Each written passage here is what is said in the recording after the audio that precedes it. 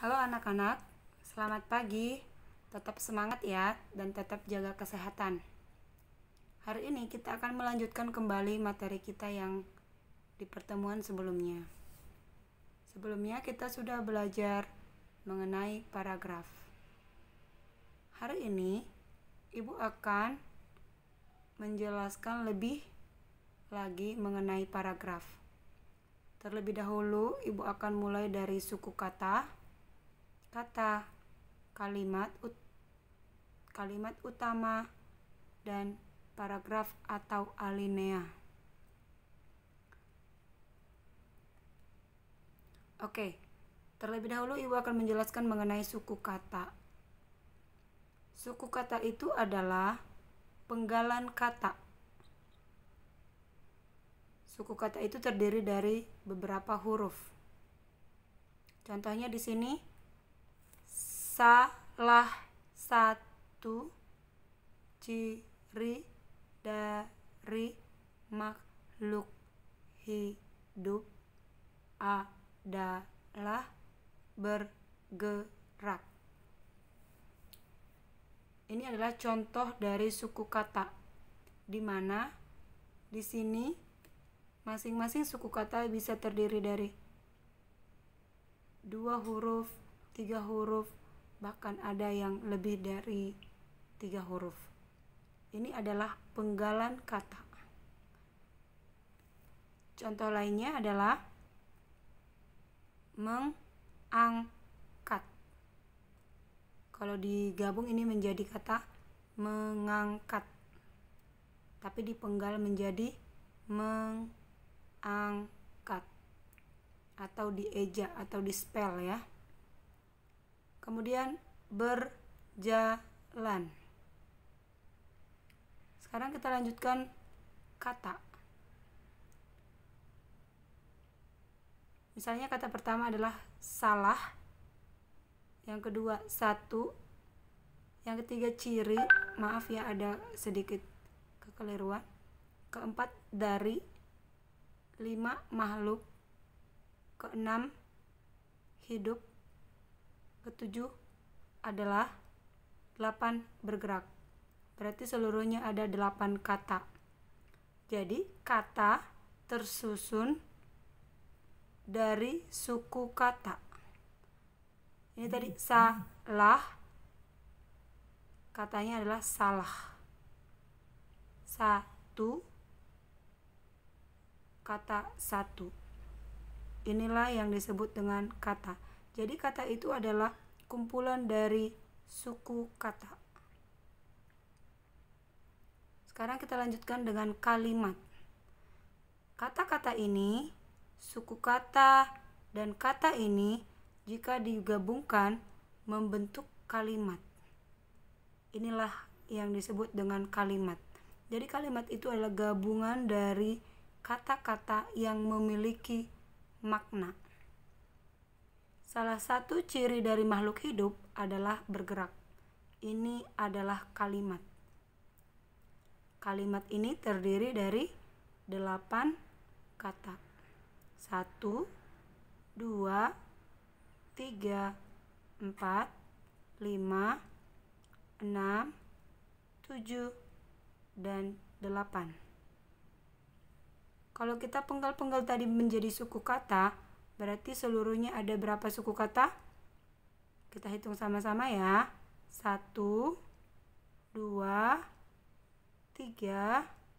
4, 5, 6, 7, 8, 9, 10, 11, 12, 13, 14, 15, 16, 17, 18.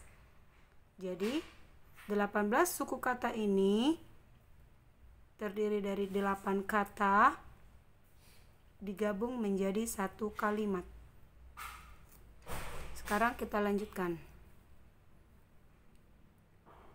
Di pertemuan sebelumnya kita sudah membaca teks di buku tema 1 halaman 3. Di sini Ibu akan memilah-milah atau menjelaskan lebih detail mengenai bacaan tersebut. Perhatikan paragraf ini. Judulnya Organ Gerak Manusia dan Hewan. Di sini ada tanda menjorok ke kanan atau ke dalam. Coba kalian perhatikan. Jika ini ditarik garis lurus, maka kalimat pertama ini menjorok ke kanan sekitar 1 cm. Ya. Jadi ini adalah awal paragraf atau alinea. Jadi ditandai dengan tulisan yang menjorok ke kanan dan dimulai dengan huruf kapital atau huruf besar. Berarti ditandai dengan kata salah. Salah satu ciri dari makhluk hidup adalah bergerak. Ya. Kata salah di sini ditulis menjorok ke kanan dan dimulai dengan huruf kapital. Dan perhatikan, setiap selesai titik selalu mulai dengan huruf besar atau huruf kapital. Ya, ini juga. Setiap awal kalimat dimulai dengan huruf kapital. Jadi, teks yang ada di buku tema 1 halaman 3 terdiri dari ini paragraf pertama, paragraf kedua berarti dimulai dari tulisan yang menjorok ke kanan ya. Paragraf kedua, paragraf ketiga, paragraf keempat. Ini mulai dari tulang sampai kata hewan. Dan paragraf kelima. Ingat, setiap awal paragraf atau alinea ditandai dengan tulisan menjorok ke kanan dan dimulai dengan huruf kapital. Ini awal paragraf atau alinea pertama, awal paragraf atau alinea kedua, awal paragraf atau alinea ketiga, awal paragraf atau alinea keempat, awal paragraf atau alinea kelima. Jadi, teks organ gerak hewan dan manusia, organ gerak manusia dan hewan terdiri dari 5 paragraf. Yang mana setiap paragraf ini mengandung satu gagasan pokok atau ide pokok dan kalimat pengembang. Ya. Ide pokok adalah gagasan utama atau gagasan pokok yang menjadi topik pembicaraan dalam sebuah paragraf. Ide pokok biasanya terdapat di awal paragraf dan di akhir paragraf, namun kadangkala ada juga yang berada di tengah paragraf. Kalimat yang di dalamnya terdapat ide pokok disebut kalimat utama. Ini ya. Jadi kalimat utama adalah kalimat yang di dalamnya terdapat ide pokok. Untuk menemukan ide pokok, kamu harus membaca teks secara keseluruhan dengan cermat dan berulang-ulang. Lalu, kamu temukan apa yang dibahas dalam paragraf tersebut. Lalu, dengan begitu, kalian akan bisa menentukan ide pokok atau gagasan utamanya. Misalnya di sini, paragraf pertama adalah salah satu ciri dari makhluk hidup adalah bergerak. Selanjutnya, secara umum, gerak dapat diartikan berpindah tempat atau perubahan posisi sebagian atau seluruh bagian dari tubuh.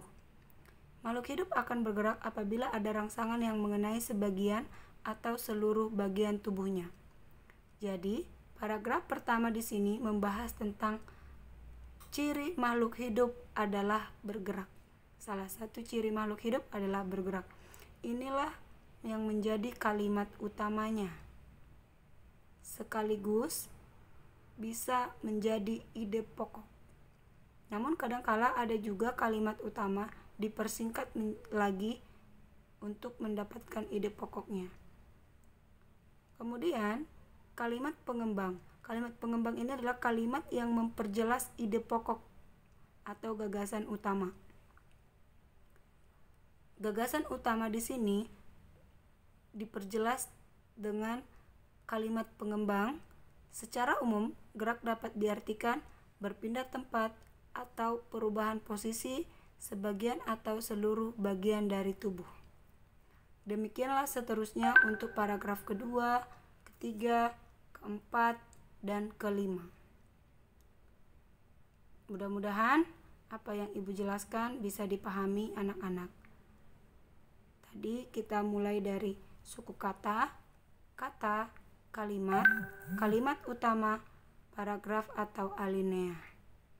Kemudian kalimat utama dan kalimat pengembang. Semoga bermanfaat dan terima kasih. Selamat pagi.